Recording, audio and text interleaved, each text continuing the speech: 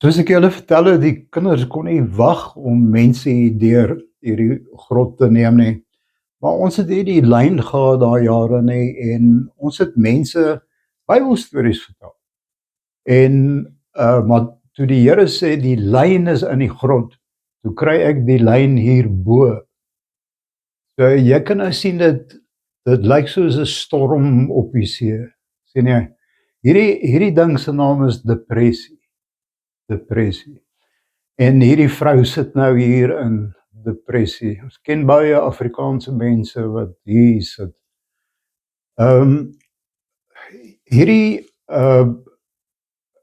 Hierdie wat jy onder sien is die dinge wat binne in mense is. So ek noem dit nou die see.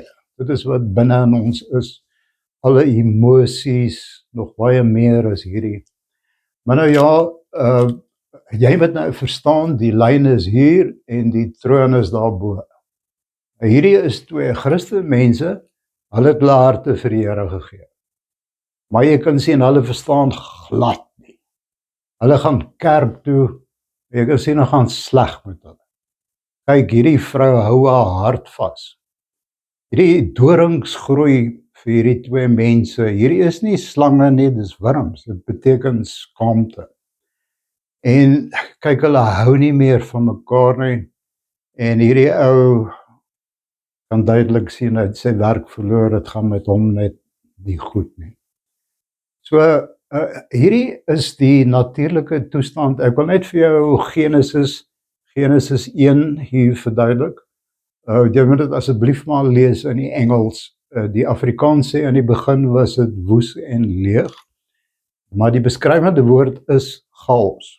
Maar kom ons doen dit liewer in Engels.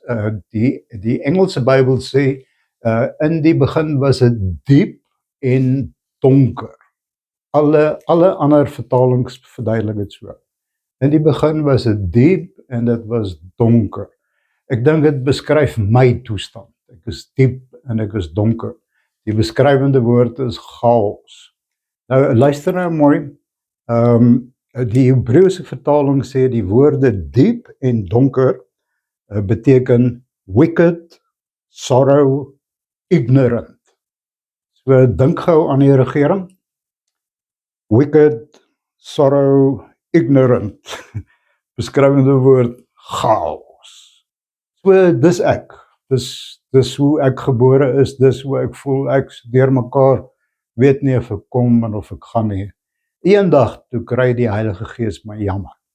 Toe kom die Heilige Gees en hy sweef oor my diep, sien jy? Ek sê nie, God het nie die hemel en die aarde geskaap nie, ek sê nie dit nie, ek sê terwyl hy die aarde gemaak het hy gesê, hoe gaan hy ons vernuwe? Hoe gaan hy ons nuwe wesens maak? So hier kom die Heilige Gees en hy sweef of hy broei. Die Engels praat van brood. Hy broei oor my diep en toe praat hy. En die oomblik toe hy sê lig, toe beteken dit môre, son. Sien jy? Dis nou jou mind. Dis die dag toe jy jou hartjie vir Jesus gegee het, lekkerste dag. Dis die môre, dis die son opkom in die môre. So as die son opkom in die môre, dan onthou nou hierdie vormpie so,